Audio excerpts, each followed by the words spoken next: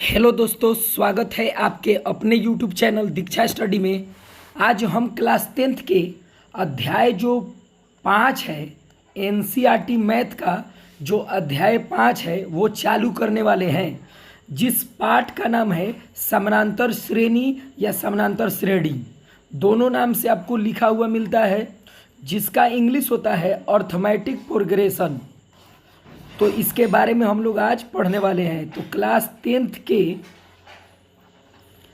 जो arithmetic progression होता है, ये 4 से 5 नंबर के बिहार बोर्ड में पूछे जाते हैं। 4 से 5 नंबर के क्वेश्चन ये यहाँ से पूछे जाते हैं, जिसको पूरा शुरू से पढ़ाया जाएगा। तो चैनल पर आप बने रहेंगे। तो चलिए दोस्तों, हम लोग जानते हैं कि ये क्या होता है समानांतर श्रेणी। तो सबसे पहले जानेंगे कि समानांतर श्रेणी का इंग्लिश अर्थमेटिक प्रोग्रेशन होता है, जिसको आप शॉर्टकट में एपी भी बोलते हैं। क्या बोलते हैं? एपी, जो क्लास 10th के बहुत ही महत्वपूर्ण पार्ट है। यहाँ से क्वेश्चन आता है बिहार बोर्ड में 2 नंबर के और 1 नंबर के हमेशा पूछे जाते हैं। यानी कि ऑब्जेक्टिव क्वेश्चन यहाँ से पूछे जाएंगे और सब्जेक्टिव क्वेश्चन पूछे जाएंगे, 1 नंबर वाला और 2 नंबर वाला। तो चलिए दोस्तों, हम लोग शुरुआत करते हैं, इसके बारे में जानेंगे बारी बारी से। तो चलिए, समानांतर श्रेणी क्या होता है इसके बारे में जानेंगे, यानी कि एपी क्या होता है इसके बारे में पहले जानेंगे हम लोग। तो देखिए, एपी क्या होता है कि कोई, मान लीजिए कि संख्या को श्रेणी में लिखा गया है। मान लीजिए कोई संख्या है, कोई भी संख्या है, जैसे 2, 4, 6, 8, ऐसे अनंत तक कोई संख्या है, और इस सभी संख्या के बीच के डिफरेंस जो होगा, यानी कि बीच के जो अंतर होगा, अगर समान होगा। देखिए, इसमें अंतर 2 का है, इसमें अंतर 2 का है, इसमें भी अंतर 2 का है, तो ये एपी में है पद। यानी हम कह सकते हैं कि कोई भी जो श्रेणी होगी उसके बीच के समान डिफरेंट होगा, यानी समान अंतर होगा अंकों की, वो सभी संख्या एपी कहलाएगा, यानी कि समानांतर श्रेणी कहलाएगा। जैसे हम आपको और उदाहरण बताते हैं। जैसे आपको बताया जाए कि 1, 2, 3, 4, 5 ऐसे डैश डैश, ये सब क्या है? एपी है, क्योंकि इसके जो अंतर है, डिफरेंट है, वो 1 का है। तो इस सब में अंतर 1 क्या है? क्योंकि 1 में 1 जोड़ेंगे तो 2 होगा, 2 में 1 जोड़ेंगे तो 3 होगा, 3 में 1 जोड़ेंगे तो 4 होगा, 4 में 1 जोड़ेंगे तो 5 होगा। तो इसमें कह सकते हैं कि इसका अंतर क्या है? 1 का है। इसलिए ये संख्या किस में होगा? एपी में होगा। क्लियर? और हम लोग देखेंगे उदाहरण यहाँ से। जैसे मान लीजिए कोई लिख रहा है 4, 4, 4 और डैश डैश डैश, ये भी एक एपी में है, क्योंकि इसके बीच के जो अंतर है 0 0 है। क्योंकि 4 में 0 जोड़ेंगे तो 4 होगा, फिर 4 में 0 जोड़ेंगे तो 4 होगा। तो ये भी किस में है दोस्तों? एपी में है। क्लियर? दूसरा हो जाएगा, जैसे मान लीजिए 5, 10, 15, 20 ऐसे डैश डैश, इसके बीच के अंतर क्या है? 5 5 का अंतर है बीच में। तो ये 5 5 का अंतर है सभी में, तो ये हमारा किस में है? एपी में है, समानांतर श्रेणी में है। कोई दिक्कत नहीं है इसमें। अब हम लोग देखेंगे दोस्तों कि ये समानांतर जो श्रेणी होता है, इसका प्रकार कितना होता है। ठीक है, समानांतर श्रेणी का जो प्रकार होगा वो कितने होंगे। तो चलिए दोस्तों, यहाँ पर एपी का प्रकार जानेंगे हम लोग। एपी का प्रकार जानेंगे यहाँ से। तो एपी के मुख्यतः 2 प्रकार होता है। एपी के कितना प्रकार होता है? 2 प्रकार। एक परिमित एपी, यहाँ पर परिमित एपी, और दूसरा हो जाएगा आपका अपरिमित एपी। यानी एपी मतलब समानांतर श्रेणी, अपरिमित एपी। क्लियर? यानी हम कह सकते हैं कि जो एपी के प्रकार होगा, एक परिमित एपी होगा, एक अपरिमित एपी होगा। अब जानेंगे कि परिमित क्या होता है और अपरिमित क्या होता है। यानी कि जैसे कि मान लीजिए हम एक उदाहरण देते हैं दोनों का। जैसे ये एपी है, क्योंकि प्रकार है तो दोनों तो एपी ही है। जैसे 2, 4, 6, फिर यहाँ पर देते हैं 2 4 6 डैश डैश डैश। तो देखिए ये परिमित एपी का उदाहरण है, क्योंकि इसके बाद कोई अंक नहीं चल रहा है, यहाँ पर कोई अंक नहीं चल रहा है, 2 4 6 पर जाके ख़त्म हो गया। लेकिन इसमें देखिए आप लोग कि 2 4 6 यहाँ पर डैश डैश लगा है, तो ये अपरिमित एपी है। ये अपरिमित एपी अनंत तक जाता है चलते चलते, लेकिन परिमित एपी जाकर कुछ अंकों तक रुक जाता है। क्लियर दोस्तों? तो परिमित एपी और अपरिमित एपी हम लोग जान गए।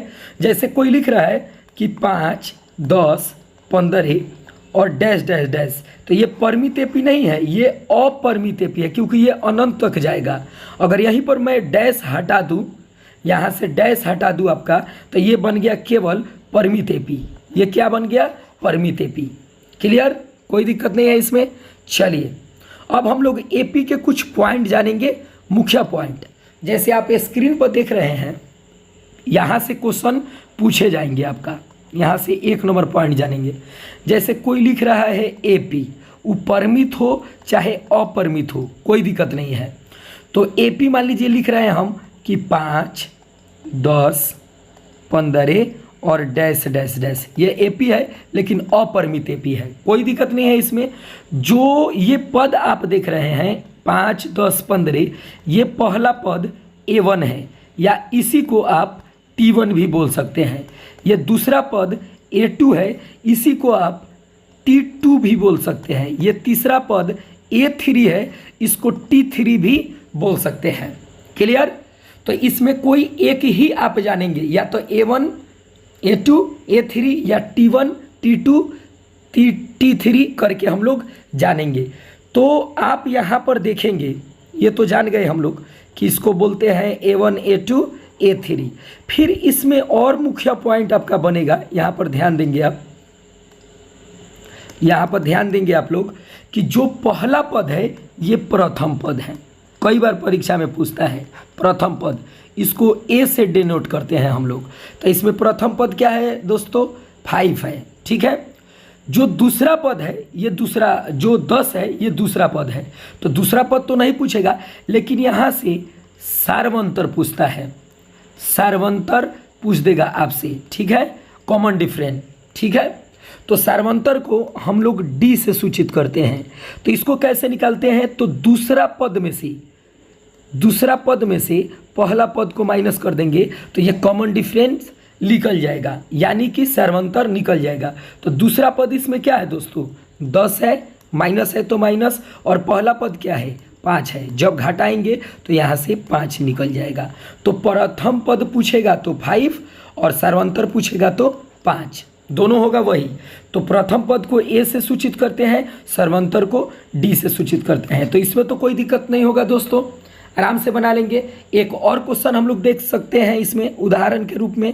तो चलिए इसको हम लोग मिटा रहे हैं, आप नोट कर लेंगे इसको। चलिए कोई दिक्कत नहीं है इसमें। चलिए हम एक और उदाहरण लिखते हैं। देखिए यहाँ पर एक और उदाहरण लिखते हैं, जैसे 2 4 6 8, और आपको बताना है इसमें कि प्रथम पद क्या है।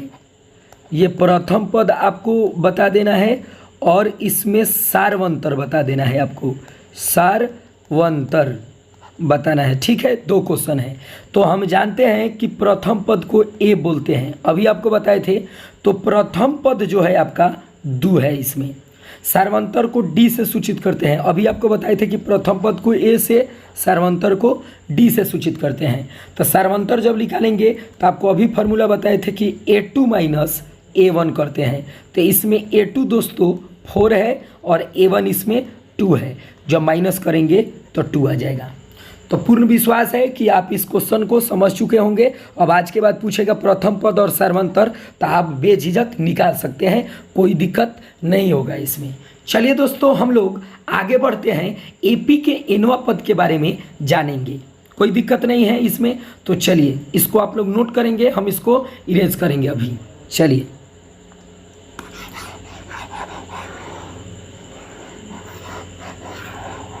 चलो इसमें आ गया हमारा आपका क्वेश्चन, जैसे हो गया कि आगे सबसे पहले फार्मूला जान लेंगे हम लोग, उसके बाद क्वेश्चन जानेंगे।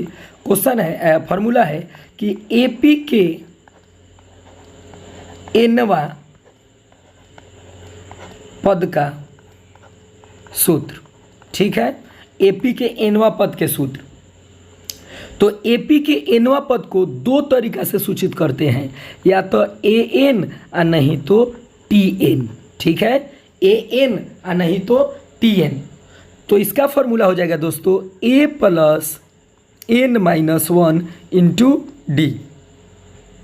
इसमें और जानना पड़ेगा आपको, जहाँ ए आपका अभी बताए थे कि प्रथम पद है, ये क्या है दोस्तों, प्रथम पद है, और इसमें एन क्या है, एन पदों की संख्या है, एन पदों की संख्या है हमारा, और इसमें जो डी है अभी बताए थे कि सार्वंतर है। डी क्या है, सार्वंतर है। ठीक है, कोई दिक्कत नहीं है। तो आपसे अगर कोई पूछता है कि एपी के एनवा पद के सूत्र बताइए, तो आप बोलेंगे कि एपी के एनवा पद को हम लोग दो टर्म से सूचित करते हैं, या तो ए एन और नहीं तो टी एन। इसका फॉर्मूला होता है A plus N minus one into D होता है, जहाँ ए एक प्रथम पद है और एन पदों की संख्या है, और डी क्या है दोस्तों, सार्वंतर है। क्लियर। चलिए हम बढ़ते हैं, इसमें क्वेश्चन करेंगे। अब क्या करेंगे दोस्तों, क्वेश्चन करेंगे। तो आइए हम लोग क्वेश्चन करके देखते हैं। क्वेश्चन कैसे करेंगे, तो चलिए क्वेश्चन क्या है आप स्क्रीन पर देखेंगे क्वेश्चन को। क्वेश्चन है कि एपी 2, 4, 6, 8 डैश डैश में 20वां पद ज्ञात करें, 20वां पद ज्ञात करें। ठीक है, ये क्वेश्चन हो गया हमारा, 20वां पद ज्ञात करें। कोई दिक्कत नहीं है।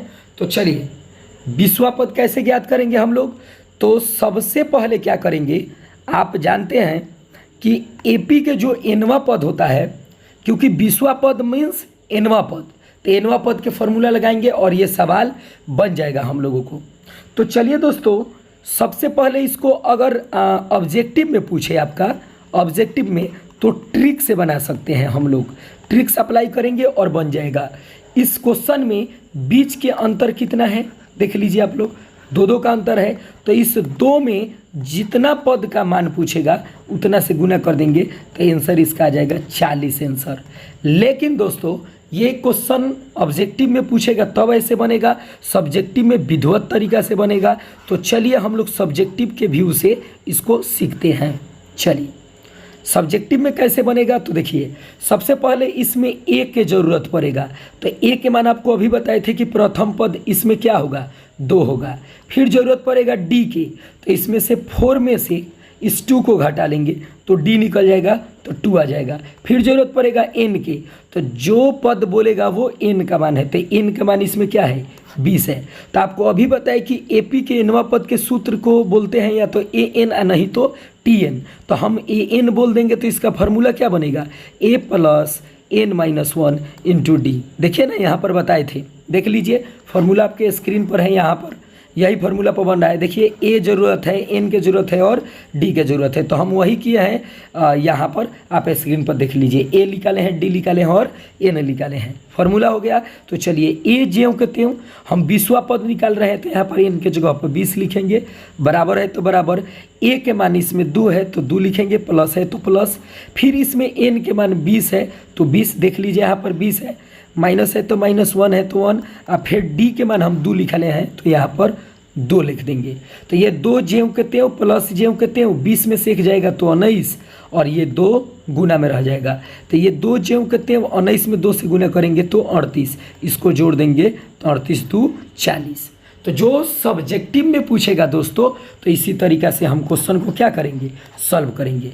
तो एपी के एनवा पद जब भी पूछेगा तो आप वीडियो को पीछे करके देख लेंगे, ये एपी के एनवा पद के सूत्र हैं। चलिए दोस्तों, हम लोग एपी के एनवा पद के योग के फॉर्मूला जानते हैं। एपी के एनवा पद के योग के फॉर्मूला यहाँ पर लिखेंगे, एपी के एनवा पद का योग या योगफल सूत्र। तो एपी के एनवा पद के योगफल के सूत्र दो होते हैं दोस्तों। एक ऐसे सूचित तो इसको एसएन से करते हैं। एक होता है हमारा, आप स्क्रीन पर देखेंगे, एक होता है हमारा कि n/2 into 2a plus n-1 into D. कोई दिक्कत नहीं है, इसमें जानेंगे n क्या है। तो आपको अभी बताए थे उस फार्मूला में n पदों की संख्या है। n क्या है? पदों की संख्या है। और इसमें a क्या है? a तो प्रथम पद है। ये क्या है? प्रथम पद है। और इसमें d क्या है दोस्तों? तो d हमारा सार्वंतर है।